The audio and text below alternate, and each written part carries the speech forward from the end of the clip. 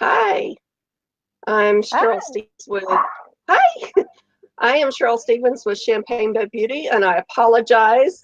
You're going to hear my dog barking in the background. My neighbors get home about this time of night, so she's going to tell everybody in their neighborhood that they're home. So, um, tonight, I am talking with Cyndilu Miller, and if you don't know Cyndilu, she is passionate, she's creative, she's an author. She loved sharing her voice and her in, encouragement with others through speaking, singing, writing, and photography. She has some beautiful pictures that I just love. I wish I had them posted, framed here in my house. She enjoys helping others to find out who they are and learn to share their own voice and how to live out loud. So we are going to get started and find out from Cyndilu how she learned of her passions and her gifts and how she can help us live out loud, find our voice. Hi, Cyndilu. Thank you for joining me. Hi. So glad to be here.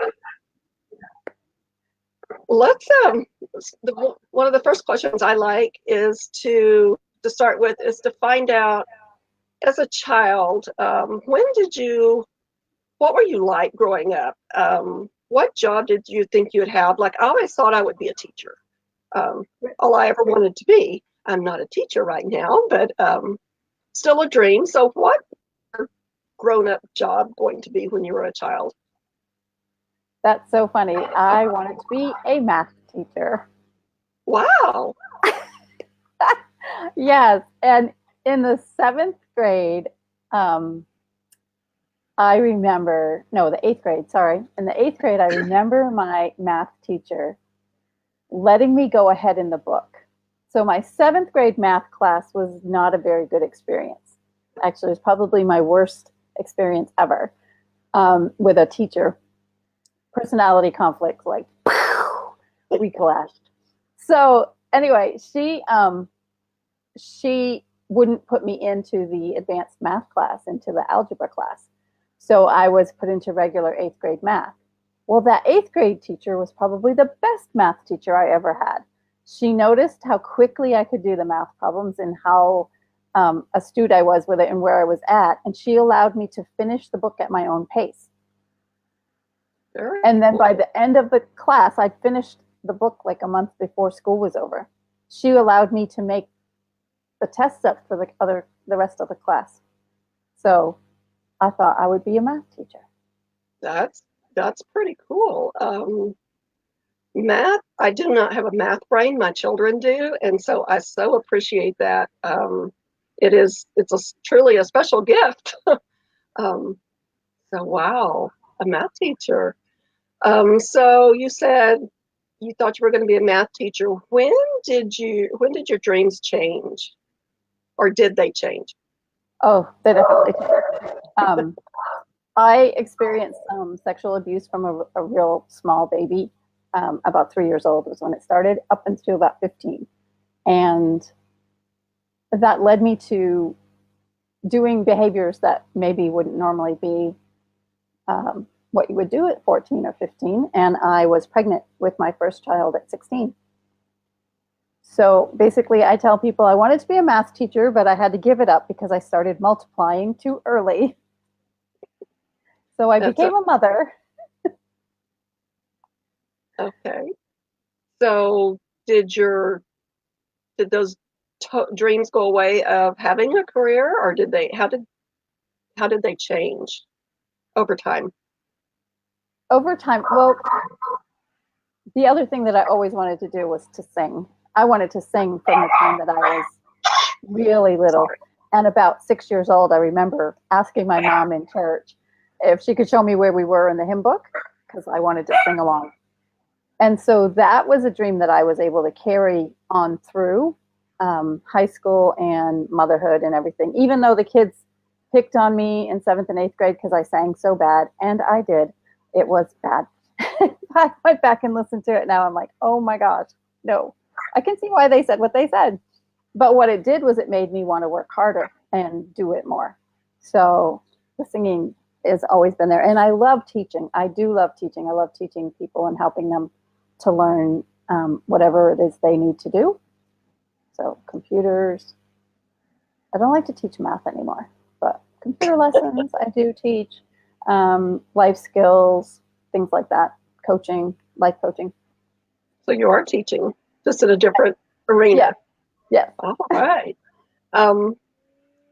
You said you always loved to sing when you were young. See if I can phrase this the way I want to. Besides singing, when did you learn of other talents and God-given gifts that you have? How old were you, and how did you realize those? Oh, I don't know. I think about, how old am I now? 56. Yep. So about then. This this has been a year of stepping into the fullness of my gifts and what I have to offer, and realizing that I actually have something to offer. I think because of the abuse and everything growing up, I felt like no matter what I did, it wasn't good enough, and there wasn't any value or worth to it because I felt personally worthless. Well, I'm sorry you went through that, but clearly you have overcome, and you have a lot to share with everyone. So um, we are in a collaboration class together, and this is one of our assignments. So switching gears just a little bit before we get back on the rest of it, how do you describe collaboration? Well, I think for me, the easiest way to look at it and for others to kind of see what it might look like is to think about having a house built. Now, when you have a house built, you have the architect, the builders, the construction, all the construction people, the plumbers, the electricians, and it takes all of them working together to create the house that you want to have. And sure, you could do all of that yourself, but there's going to be some area in that house that isn't going to be as good as it could be without bringing in the expert. That's a very good way to describe it. I haven't heard it that way. Very good. So, what in the collaboration arena, what has been what you believe is your greatest collaboration to date? My greatest collaboration to date is launching each of my 5 children into their adult lives. And you think about it, you've got to work with the daycare people, you've got to work with the teachers, you've got to work with the healthcare professionals, you've got to work with the dance instructor, the sports coach. Everybody contributes to raising that child up and helping them to launch into their adult life. And I think that's one of the greatest challenges. Yeah, and I hadn't thought of it either until you asked me that question, and I was writing it out, and all of a sudden, this is coming out on paper, and I'm like, whoa, this is so amazing. Yes, we collaborate all the time, and we don't think about it. And that's true collaboration, is to make something that's greater than you can make by yourself. That is awesome. I like that. I have to remember that. I have done a collaboration before. This is recorded. We can watch it again. Yes. um, so tell us a little bit about what you have to offer the world and how you go about that, what type of services. Okay, this is where it's still really hard for me, but I'm stepping out and I'm going to just own the things that I do have, which is the ability to look at life from different perspectives because of everything that I went through, because of the trauma that I experienced, and having to, excuse me, having to overcome that and having to recreate myself again and again. You know, when you become a mother at 17, here you are all of a sudden having to recreate yourself. You were a student yesterday and today you're a mother. So recreate. Getting my first job working outside the home, because I was home as a mother for years until my youngest was a year or something. So again, recreate. Lose that job or something happens and you're out of that job and now you're moving on. Recreate again. So learning to look at life and learning to see that the problem that you have been given to you is actually a doorway to a solution and to a new way of living that you get to explore. So that's what I do with my coaching, is help people find clarity and recreating themselves. and finding their own voice and their personalities. I discovered myself through personalities, and I really dived into that big in 2001. So I've been doing that for now 17 years. Long time. No, it's just a little bit. Yeah. Yeah, And I enjoyed personalities before that. I mean, I was doing personality stuff before that, but I didn't do the deep dive until about 2001. It's interesting what you said about learning to work outside the home again. That just rings such a bell with me, because I was home from the time my first child was 7 months old until my youngest had just turned 4. So I was home 8.5 years. And I remember it took about 3 months that I was working outside the home. My husband had started his own business. He was watching the children, so I went to work, full-time job. And I remember one day I noticed it time and time again, that people were calling me Cheryl. They weren't calling me Mrs. Stevens or Aaron's mom or Kimberly's mom or something else. They were actually using my name because I hadn't heard it, like that in so long. Yes. 8 years. Yes. So yes, that really rang a bell with me. So, how do people reach out to you? How can people get in touch with you if they want to? So probably the best, quickest, easiest way is either through the Facebook page or my website, Cyndilu.com, which actually, no, the best way right now is through Facebook. Cyndilu Miller. And I'll post the link in the comments after so they can find my page. But that would just message me through there, connect with me on there. Okay. Yep. Is there one last bit of information you'd like to leave with everyone? Is there one bit of, if you have a dream, do it. So here's what I did. In 2001, I found myself with no house, with a relationship that was completely blown apart, finding myself not knowing who I was at all, because I had been so-and-so's mother or so-and-so's wife or whatever, and I was no longer a wife. In essence, I didn't officially become no longer a wife for another 3 years till 2004. But in 2001, I was basically homeless, without much direction. I still had a couple of kids at home.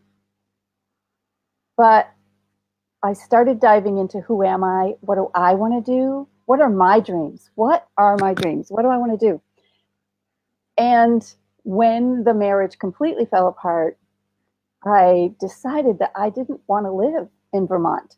I said, why do I live here? I hate snow. I despise snow, like with a passion. I can't stand it. No. And in Vermont, there's lots of snow, lots and lots of snow.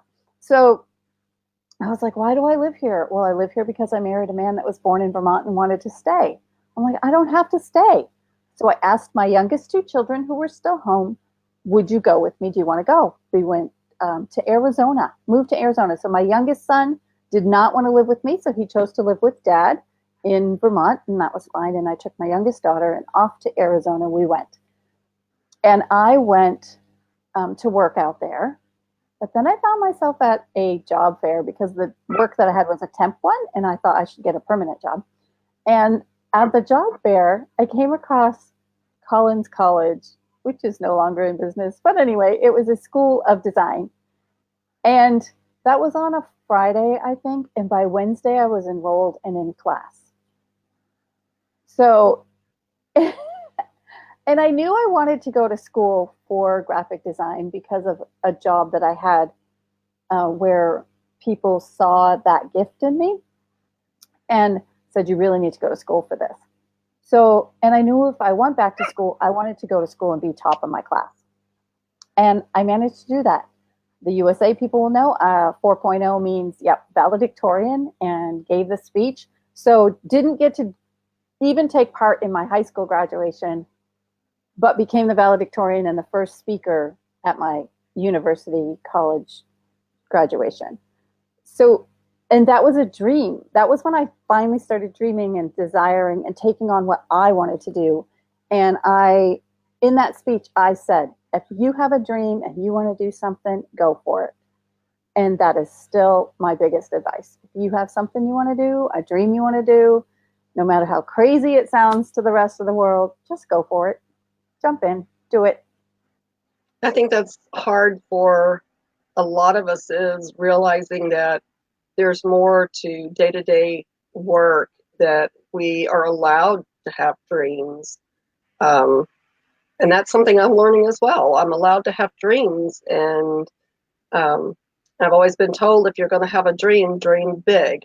So, I have some little dreams, but I have a pie in the sky dream that I hope to see one of these days come to light. It's going to take a lot of work, many years, I believe, but I'm going to go for it. It's something I'm super passionate about. So, thank you. Awesome. I believe that. I think sometimes we need permission, it seems like, to go after our dreams, and I don't know why that is, but it seems like we need And we're permission. allowed to get permission from ourselves. Yes, we're hard on ourselves too. I've learned that. Yes, that needs to change. Maybe we can start changing that. So, okay. Well, thank you so much for all of your information. We will post the link how you can get a hold of Cyndilu. Again, my name is Cheryl Stevens. I'm with Champagne Beauty by Cheryl. I've been talking to Cyndilu Miller, and go check her out, her Facebook page. She can help you see the world from different perspectives and help you live the life that will teach you and guide you to live the life that you've always dreamed about. So thank you for joining me. Thank you so much. Okay, bye.